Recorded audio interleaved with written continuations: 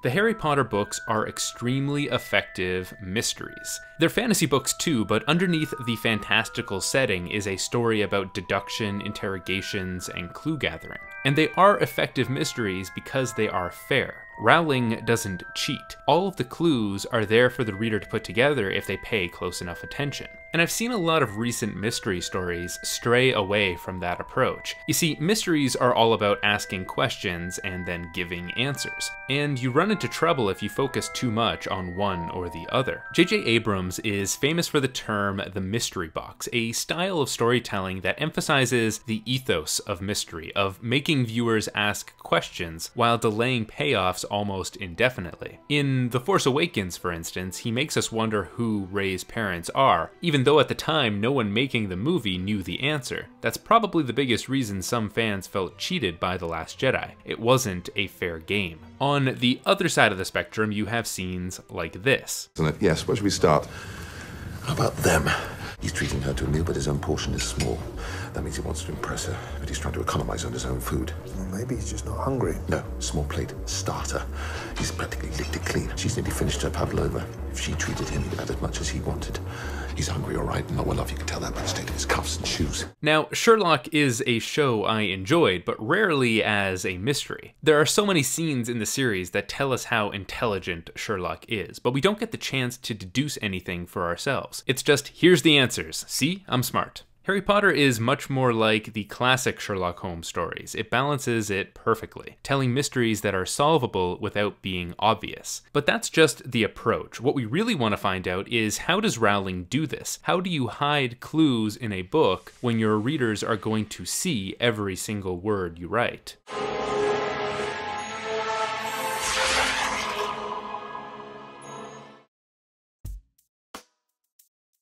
My inclination when starting this was that films had a huge advantage over the written word when it comes to hiding clues. In The Sixth Sense, spoiler warning?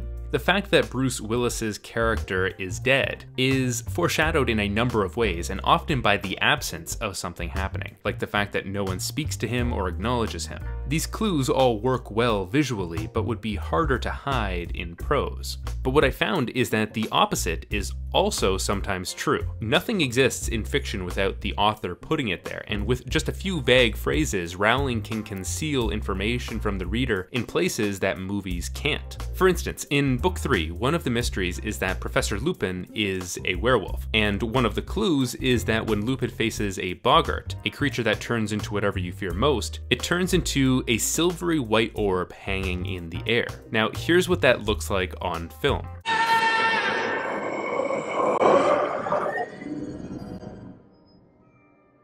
It takes more effort from the reader to figure out that Lupin is afraid of the moon in the books than it does in the film. Rowling will also regularly downplay a key character in a mystery by excluding them from the dialogue. In Book 2, Ginny turns out to be the one who opened the Chamber of Secrets while under the control of Voldemort. We never really suspect her because she never really talks. The book will frequently tell us how she's doing, never good, but it's always in the context of listing how everyone is handling the recent traumatic events. It doesn't work as well in the movie, since the film can't really tell us her inner thoughts without her emoting in a way that gives up the game. So instead, we only get like one cutaway to her with a blank expression, and then one shot of her looking guilty that is a dead giveaway.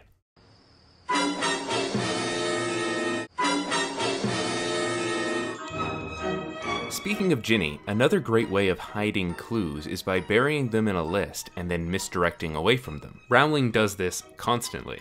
A key clue in the second book is that Ginny brings a diary to school. The first mention of this comes in a comedic list of all the Weasley kids forgetting stuff at home, so we assume it's here because of the joke. Similar instances of burying clues in a bunch of other information happens here in Book 3, when the twins tell Harry about all the passages out of Hogwarts, here when the team accidentally comes across a Horcrux while cleaning Sirius's house in Book 5, and here in Book 6 when Harry finds another Horcrux without knowing it. In Book 5, Broderick Bode is assassinated by a sentient plant while in the hospital. We actually see the plant arrive, but there's also a distinctive calendar that comes with it, so we don't focus too much on the plant. And then Rowling immediately directs our attention away to something that we care intensely about: Neville's parents, who we've heard a lot about but haven't seen yet. That way our attention doesn't linger too long here. The great advantage of this series being a fantasy mystery series is that the fantasy element provides a ton of miscellaneous scene decorations that can cloak the mystery elements. Most of these things are useless in the context of the mystery, even though they are extremely useful in other parts of the plot. But while the world of Harry Potter is remarkably varied in all of the stuff that fleshes out the world, something that remains consistent and keeps us grounded is the physical descriptions of the characters. Here's a test. I'm going to give you 3 descriptions of 3 different characters, and I'll give you a second to guess who they are.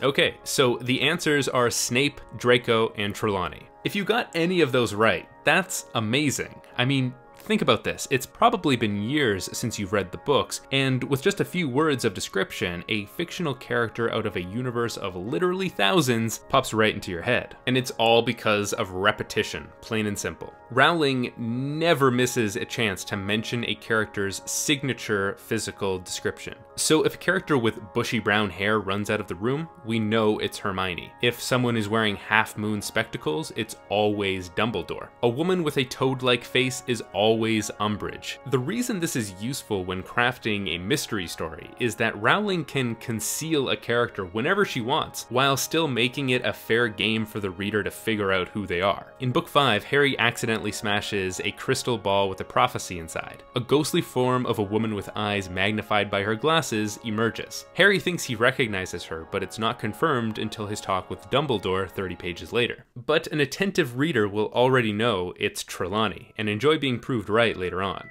So, with clever descriptions, muted culprits, buried clues, and signature descriptions, Rowling tells mystery stories that are solvable and incredibly satisfying to read from beginning to end. And if you're looking for reasons why these novels engaged so many millions of young readers, I'd put that somewhere near the top of the list.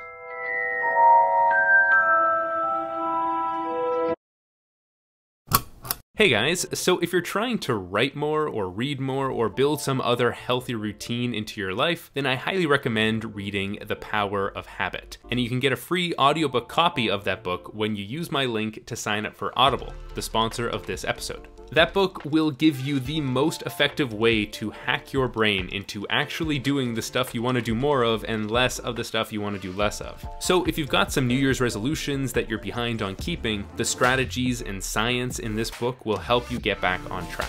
I use the lessons in this book to form a meditation habit, to exercise more, and to make these videos more consistently. It really is the starting point for just about every kind of success I've had in life, so I can't recommend it enough. All you have to do is click on this link in the description, that's audible.com/justrite, or you can text just right, as in JUSTWRITE, to 500-500, and you'll get a free audiobook and a 30-day free trial. It's a fantastic platform that I use daily to fill in all the gaps between tasks. It's also a risk-free service as well, because if you don't like the book you picked, you can swap it for a different one. But I'm willing to bet you won't want to do that with The Power of Habit. So let me know in the comments what audiobook you're listening to. If you pick up The Power of Habit, let me know what habits you're trying to change and if you manage to do it.